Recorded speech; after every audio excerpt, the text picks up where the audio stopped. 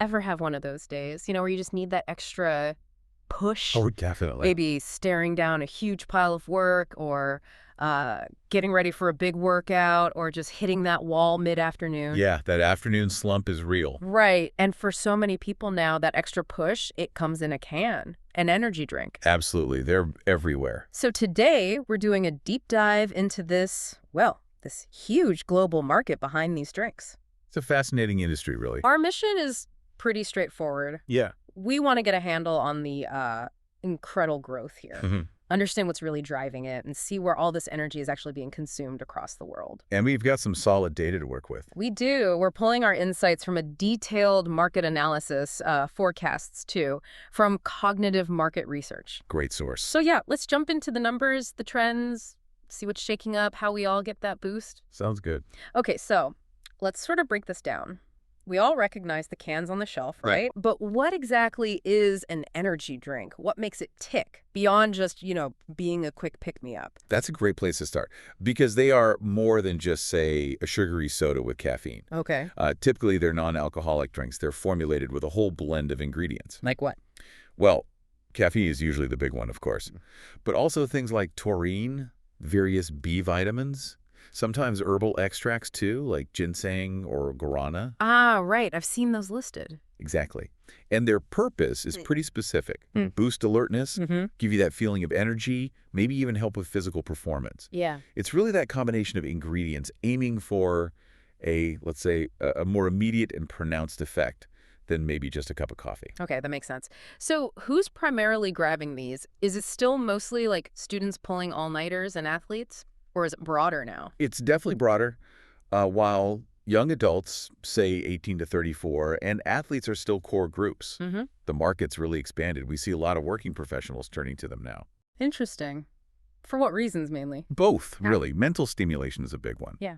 Long meetings, big projects, deadlines, Right. and also physical endurance. Right. Maybe not just for sports, but even just getting through a really demanding day, physically or mentally. It really feels like they've just exploded in popularity. You see them everywhere. They have. What are the sources telling us is really fueling that massive expansion? Well, it's not just one thing. It's kind of a multi-pronged approach from the industry. Okay. A key driver is definitely innovation in the drinks themselves. How so? We've seen a huge shift towards sugar-free options, for Mhm. example, and also drinks using more quote-unquote natural ingredients. Ah, trying to appeal to the health-conscious crowd a bit more. Exactly. It broadens their potential market quite a bit. Yeah. But beyond the product itself, the marketing is just relentless. Yeah, you can't miss it. Super aggressive, very targeted campaigns. You see them heavily involved in sports. Esports has become massive for them, and they're all over digital platforms. They've really managed to embed themselves into kind of modern lifestyles globally. Okay, this is where it gets really interesting for me. The sheer scale of it all, looking at the global picture, the numbers are just, Wow. they really are something. According to the cognitive market research data, the global market was already valued at $63.6 billion back in 2021. 63 billion. Okay. And the projections, they're even more striking. It's expected to jump past $85 billion by 2025. Just next year, basically. Yeah. And then, get this, it's projected to hit over $156 billion by 2033. Whoa. Over 150 billion. That's more than double the 2021 value in about a decade. So that translates to a pretty hefty growth rate. It does. A strong compound annual growth rate, or CAGR, of nearly 7.8%, almost 8% year-on-year growth sustained. So what does this tell us? I mean, this isn't just some passing fad. Not at all. This is a seriously expanding global industry. It's got momentum. Okay, so with that kind of huge growth, let's dig into where it's all happening. Where is this energy being consumed the most? Maybe start with North America. Right. North America is definitely a powerhouse, a major player. Okay. Back in 2021, that market was worth over $25 billion. $25 billion. Wow. And it's projected to grow significantly, reaching almost $60 billion, 59.997 to be precise, by 2033. Nearly $60 billion just in North America. Yeah. And within that, The United States is, well, it's the giant. Dominant, I imagine. Hugely. The U.S. accounted for over $20 billion of that in 2021. Okay. And it's projected to soar to nearly $48 billion by 2033. 48 billion just from the U.S. That's incredible. It really is. Canada and Mexico are important too, of course. Canada starting at about $3 billion in 2021, growing to over $8 billion by 2033. Mm-hmm. And Mexico going from around $1.6 billion to over $4.2 billion in the same time frame. So significant growth there too, but the U.S. really drives that regional number. Right. Okay, so North America is massive. Yeah. What about across the pond in Europe? Europe's another really big and also very diverse market. Okay. It generated over $18 billion back in 2021. 18 billion. Still huge. Definitely. And it's expected to expand quite a bit, hitting over $43 billion by 2033. 43 billion. So also more than doubling. Yeah, strong growth there too. What's interesting in Europe is how widespread it is. You have several major contributors. Like who? Well, Germany, for instance. About $3 billion in 2021, projected over $6.7 billion by 2033. Okay. France, similar trajectory, $2.4 billion up to over $6.4 billion. Right. The UK, a bit over $2 billion, growing to almost $4.5 billion. Right. Russia, also significant, $2.4 billion, heading towards $5.4 billion. And then you have Italy, Spain, both starting around $1.4 billion in 2021 and projected to reach $3.5 billion and over $3 billion, respectively, by 2033. So quite a few key players there. Exactly. And even smaller countries, Sweden, Denmark, Switzerland, Luxembourg, they all show consistent growth, too. It really demonstrates how deeply these drinks are integrated across the continent. Okay, fascinating. Let's shift focus again, maybe head east to Asia Pacific. Feels like a region poised for big things. Absolutely. Asia Pacific is often highlighted as, the next major frontier for growth in this market. And the numbers back that up. They do. The market there was valued at nearly $12 billion, $11.897 billion in 2021. Almost 12 billion. And it's projected to surge, more than doubling to almost $33 billion. $32.7 billion by 2033. Wow, okay. Who are the leaders there? China and Japan are the big ones currently. China was at about $3.6 billion in 2021, forecast to hit $9.4 billion by 2033. Huge growth in China. Massive. Japan, starting from around $2.5 billion, is projected to reach nearly $6.3 billion. Okay. And India is one to watch. Really strong growth potential. Started at about $1.6 billion in 2021, projected to almost triple to nearly $5 billion by 2033. Impressive trajectory for India. Definitely. And South Korea is also showing solid growth. Nearly $1 billion in 2021, projected over $2.3 billion. Plus, you have contributions from places like Australia, Singapore, Southeast Asia generally. Yeah. It's a broad regional expansion. Rapid urbanization, rising incomes. Yeah. That's all playing into it. Makes sense.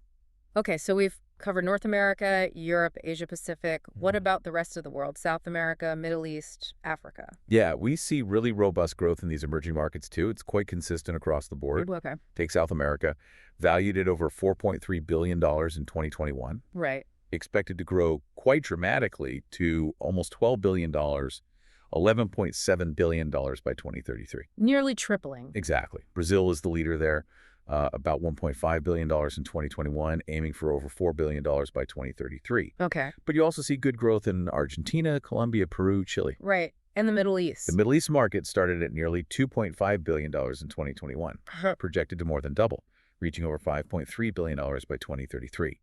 Saudi Arabia is a key driver, almost $1 billion in 2021, heading towards $1.8 billion. Okay. Plus significant markets in Turkey, UAE, Egypt, Qatar. In Africa. It's still a relatively small base, I imagine. Smaller base, yes, about $1.3 billion in 2021 revenue. Okay. But still forecast to show strong growth, reaching nearly $3.5 billion by 2033. So again, more than doubling. Where are the key markets there? South Africa is a major one. Almost $500 million in 2021, projected to hit $1.2 billion. And Nigeria, about $268 million, growing towards nearly $700 million. Interesting. So what's really fascinating when you pull back is seeing this consistent, significant growth projected across every single continent, from the big established markets like the U.S. and Europe to these rapidly emerging ones. It really underscores that this isn't just like a Western phenomenon or an Asian phenomenon. Exactly. It's truly global. The demand, the appeal, it seems almost universal at this point. So stepping back from all these, frankly, mind-boggling numbers, Yeah. What's the big takeaway here? What does this all mean for you, the listener, beyond just impressive figures? What insights can we pull from this deep dive? Well, I think there are a few key things to connect here. First, this explosive growth isn't just about selling more product volume. It's very strategic. The industry's shift towards sugar-free, towards natural ingredients. That's a smart adaptation. Right, addressing health concerns head on. Precisely. It neutralizes some criticism and, crucially, expand their customer base beyond just those looking for a pure sugar and caffeine hit. Makes sense. What else? Second, the data just screams effectiveness when it comes to their marketing. It's undeniable. You mean the sports sponsorships, the digital ads? All of it, leveraging huge global platforms like sports, like esports, and just saturating digital channels. It demonstrably works. They've successfully woven these drinks into the fabric of different lifestyles all around the world. Okay. And the third point? I think the sheer widespread adoption across so many different demographics, different countries, different economic levels, it points to a really significant global demand. A demand for what exactly? For immediate, easily accessible boosts. Boosts in performance, boosts in alertness, that quick fix. So if you connect all those dots, what this data really shows is this powerful intersection. You've got consumer demand for, let's call it efficiency or optimization. Right. You've got clever industry innovation responding to that and to health trends. And then you've got incredibly effective strategic marketing driving it all forward. It's that combination that's fueling this boom. So just to recap then, what we've really seen today is that this energy drink market isn't just massive. It's growing relentlessly. Yeah, the momentum is clear. And it's not just about more cans sold. It seems to be a story of continuous innovation, really targeted marketing that somehow resonates globally. And it's tapping into this clear, growing global desire for, well, for more energy and more focus in what feels like an increasingly fast-paced world. Which I think raises a really interesting question for you to maybe chew on. Okay. As we look at these huge projections, this sustained, escalating global demand for instant available energy. Yeah. What does that really tell us about the pace of modern life? And maybe about our continuous search, our quest for optimizing performance in everything we do. Yeah, indeed. It really does make you wonder, doesn't it? What could these kinds of accelerating market trends signal about our future habits as consumers? And how will they keep shaping this evolving landscape of personal well-being, productivity, maybe even our expectations of ourselves? Okay, so, whether it's that morning rush, powering through a workout, or maybe a late-night study session, energy drinks are just everywhere now, aren't they? Absolutely. They're more than just a quick jolt. It feels like they've become this big cultural thing, economic too. Exactly. And that's what we're going to unpack today. Welcome to the deep dive. We're here to pull out the key insights from recent market analysis on this. So our mission for you today is really a deep dive into the global energy drink market. What does its, rapid growth really mean for us as consumers, as observers? Right. The idea is to unravel how fast this market has evolved. It's clearly driven by, changing lifestyles, shifting consumer tastes. We'll get into the core drivers, maybe some surprising challenges, and definitely the innovation shaping where it's headed. Think of this as your shortcut to understanding all the complex forces, the brands you see, the ingredients, all that stuff. Okay, let's dive in then. This huge surge in the market. What's really behind it? I mean, they're definitely not niche products anymore. No, not at all. And what's really interesting isn't just that factors are driving it, but how they've kind of converged. We're seeing big impacts from lifestyle shifts, definitely. A growing preference for these functional beverages, drinks that do more than just hydrate. In the marketing. Oh, relentless. Really aggressive marketing strategies. It just shows how quickly habits can shift with the right push, Convenience, perceived need, powerful branding. It really strikes me that younger people, millennials, Gen Z, they seem right at the center of this boom. They really are. What is it about their lives that makes these drinks so appealing? Well, you think about it, they're often juggling hectic schedules, school, work, social lives. It's a lot. So there's this direct demand for something to boost stamina, help focus, stay alert. That makes sense. Plus, they tend to be more experimental, right? They're open to trying new stuff. So that's fueled this explosion of new flavors, the sugar-free options like, say, Monster Ultra Zero, and even newer formats. Energy shots, or things like CBD-infused blends, which offer that kind of calming effect alongside the energy. Interesting combination. Yeah. And you see brands responding, like Red Bull Blue Edition, It's about performance, sure, but also about having an appealing flavor for that demographic. That clarifies things a lot. So where do health and fitness trends fit into this picture?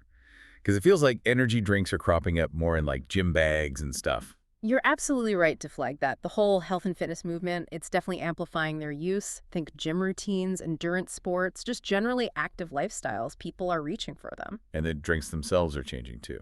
Big time. Right. Modern formulas aren't just caffeine and sugar bombs anymore. I mean, some still are. But the trend is towards adding performance ingredients, things like taurine, B vitamins, electrolytes, maybe natural stimulants. So they're positioned differently now. Exactly. Brands are actively pushing them as a essential pre-workout fuel or even for recovery. You see this a lot in places really focused on fitness, like North America, Western Europe. It connects energy directly to physical performance. Okay, so beyond the actual liquid in the can, the marketing seems incredibly important, turning these drinks into, well, cultural symbols almost. How do they manage that? Yeah, the branding is key. If you connect the dots, Yeah. you see companies very cleverly aligning themselves with high energy activities, extreme sports, esports tournaments, music festivals, even urban culture. It crafts this aspirational image. Like Red Bull. Red Bull's the classic example, right? Yeah. Their link with Formula One or those crazy adventure sports events like Red Bull Rampage, it instantly says adrenaline, peak performance. Yeah, it's very effective. And then you layer on influencer campaigns, snappy online content, high energy visuals from brands like Monster Energy. Yeah. It builds really deep loyalty. It's way beyond just selling a drink. It's selling a lifestyle, maybe even an identity. Okay, but despite all that success, that growth, it can't all be positive, right? There must be challenges. What are the main headwinds this market is facing? Oh, definitely. The biggest one probably is the growing scrutiny over health concerns. It's becoming much more prominent. We're talking about the high caffeine levels, the sugar content in many drinks, synthetic additives. And the potential downsides. Well, you see studies, media reports linking excessive consumption, particularly among teenagers, to things like cardiovascular problems, sleep issues, even addiction risks. And what's really striking is how fast public opinion can shift on this, forcing even the big players to rethink things. I bet that public awareness has real-world consequences for the companies. How does it actually impact them? It really does, that growing awareness. It's leading regulators in quite a few countries to step in. They're enforcing stricter labeling rules, putting age restrictions on sales, limiting advertising. Ah, so hitting their reach. Exactly. It particularly curbs their reach among younger consumers who are, a core target audience, and it bumps up compliance costs. It's a big change from how things used to be. And it's not just regulations, is it? I'm thinking about competition from other types of drinks. Healthier alternatives, maybe? That's another crucial piece of the puzzle, yes. You've got other functional beverages gaining serious ground, things like matcha tea, kombucha, protein smoothies, even adaptogenic drinks using herbs to help with stress. Right, the wellness drinks. Yeah, and they're often seen as more natural or holistic by wellness-focused consumers. And they are, bit by bit, chipping away at the traditional energy drink market, especially the ones seen as more synthetic. It challenges the whole idea of what an energy drink is. It really sounds like the market is being forced to adapt then. So how are they doing it? What are the key innovations or trends we're seeing in response? Well, one huge trend is the move towards clean label and plant-based options. This is totally driven by consumers wanting transparency and, well, healthier stuff. So you see a definite shift. More natural caffeine sources, green tea extract, guarana, yerba mate, ginseng. Less artificial ingredients. Yes, less or no added sugar, ditching artificial preservatives. Brands like Highball Energy or Guayaki Yerba Mate, they're hitting the mainstream by focusing on this clean energy angle. It's kind of funny, actually. A lot of the big innovation now is about what they're taking out, not just what they're adding in. That is a massive shift from the original concept. What about different ways to consume them? It used to just be a can, right? But now... You're seeing that diversification too, yeah. That's another key trend. Cans are still king, no doubt. But the market's branching out. Energy powders, you mix yourself, ready-to-drink sachets, those little single-serve pouches. Oh, yeah, I've seen those. And even enhanced hydration drinks that have added energy boosters. These innovations cater to different moments, A morning kickstart versus pre-workout versus needing focus midday. It boosts how often people might drink them and reaches more people. And this isn't just happening in established markets, is it? We're seeing these drinks spread globally. Absolutely. Developing economies are really the next big frontier. You've got factors like urbanization, rising incomes, and just the adoption of Western consumer trends driving growth in Asia Pacific, Africa, Latin America. How do they make it work there? Yeah. Tailor it somehow. Yeah, localization is key. Companies are smart about it. They introduce flavors that resonate locally, like tropical fruits or even spice-infused versions in parts of Asia or Latin America. Plus, they often use different price points, maybe smaller sizes, and sign up regional celebrities for endorsements. It's fascinating to see global brands adapt like that. So in this really complex, evolving space, Yeah. who are the main players? Who's leading and who's shaking things up? Well, you've got the giants, obviously. Red Bull, Monster Beverage, PepsiCo, they own Rockstar. They dominate through sheer brand power, global distribution, and big R&D budgets. Hard to compete with. Very. But you do have newer players finding their space. Think 5 Hour Energy, maybe smaller brands like Vital Beverages or Cloud9 Energy Drink. They often carve out niches with, say, very specific formulations or really targeted regional marketing. And it's not just about the drinks themselves anymore. No, not at all. These Ah, companies, even the big ones, are investing heavily in other areas: digital tech, using AI for consumer insights, and definitely sustainability. Things like making cans more recyclable, reducing their carbon footprint. It's way beyond just beverages now. It's a tech-savvy, data-driven industry. so pulling it all together, what we're looking at is this really fast-moving, brand-heavy market, constantly trying to innovate for performance, but also dealing with these growing health concerns. It's quite a balancing act. It really is. And, when you look at how adaptable the market has been, the clean labels, the targeted marketing, the different formats, it makes you wonder. This ongoing, almost relentless demand for energy, no matter where it comes from. What does that really say about the pace and the pressures of modern life? And how might that deep need for energy shape our wider choices about health and wellness in the future? Something to think about. That's definitely a powerful thought to leave things on. Maybe next time you see an energy drink or even think about grabbing one, you'll consider what it represents not just for you, but for, well, the way we live now.